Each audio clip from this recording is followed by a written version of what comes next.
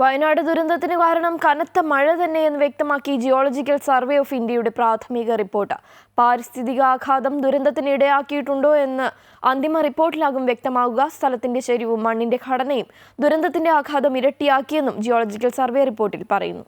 ഭൂമിയുടെ ഘടനാപരമായ മാറ്റങ്ങളും കനത്ത മഴയുമാണ് മുണ്ടക്കൈ ദുരന്തത്തിന് കാരണമെന്ന സംസ്ഥാന സർക്കാരിന്റെ വാദം ഏറെക്കുറെ ശരിവെക്കുന്ന രീതിയിലാണ് ജിയോളജിക്കൽ സർവേ ഓഫ് ഇന്ത്യയുടെ പ്രാഥമിക റിപ്പോർട്ടും പുറത്തു വന്നിരിക്കുന്നത്.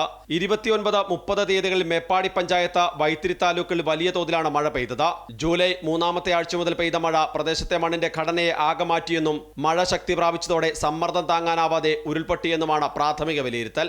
2019 ചൂരൽമല ഉൾപ്പെടുന്ന 2.5 കിലോമീറ്റർ ചുറ്റളവിൽ 500 മില്ലിമീറ്റർ മഴയാണ് പെയ്തിറങ്ങിയത്. ഇതിന് പിന്നാലെ പുത്തുമലയ്ക്ക് പുറമെ വെള്ളാർമല, ചൂരൽമല ഉൾപ്പെടെയുള്ള സ്ഥലങ്ങളിൽ ചെറിയ രീതിയിൽ ഉരുൾപൊട്ടൽ ഉണ്ടാവുകയും ചെയ്തിരുന്നു.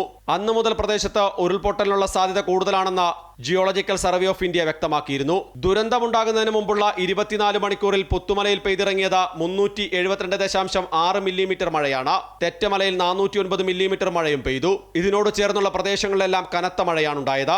2018 മുതൽ നിരന്തരം ഉരുൾപൊട്ടലുണ്ടാകുന്ന പ്രദേശത്താണ് ഒടുവിൽ വൻ ദുരന്തമെത്തിയത്. പുഞ്ചിരിമട്ടത്തിന് 100 മീറ്റർ ദൂരെയാണ് ഉരുൾപൊട്ടലിന്റെ പ്രഭവ കേന്ദ്രം. ഇവിടെ 25 മുതൽ 40 ഡിഗ്രി വരെ ചരിവുള്ള രീതിയിലാണ് മണ്ണിന്റെ ഘടന.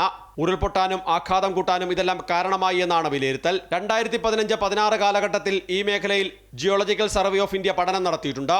അന്ന് ചൂരൽമല, മുണ്ടക്കൈ, വെള്ളരിമല, അട്ടമല ഭാഗങ്ങൾ ഉരുൾപൊട്ടലിന് സാധ്യതയുള്ള പ്രദേശങ്ങളായാണ് കണ്ടെത്തിയത്. അതേസമയം ഇതിന്റെയെല്ലാം ഉയർന്ന പ്രദേശങ്ങൾ ഉരുൾപൊട്ടലിന് അതീവ സാധ്യതയുള്ള പ്രദേശങ്ങളായും കണക്കാക്കിയിരുന്നു. നിലവിലെ സാഹചര്യത്തിൽ ജിയോളജിക്കൽ സർവേ ഓഫ് ഇന്ത്യ ഈ മേഖലയിലാകെ വിശദമായ പഠനം നടത്തും. ഇതിനുശേഷമായിരിക്കും പാരിസ്ഥിതികാഘാതം ഉൾപ്പെടെയുള്ളവ ദുരന്തത്തിന് കാരണമായിട്ടുണ്ടോ എന്ന കണ്ടെത്തലിലേക്ക് ജിയോളജിക്കൽ സർവേ ഓഫ് ഇന്ത്യ എത്തുക. ഇക്കാര്യങ്ങളെല്ലാം ഉൾപ്പെടുത്തിയാവും അന്തിമ റിപ്പോർട്ട് സർക്കാരിന് കൈമാറുക. അമൃത ന്യൂസ്, തിരുവനന്തപുരം.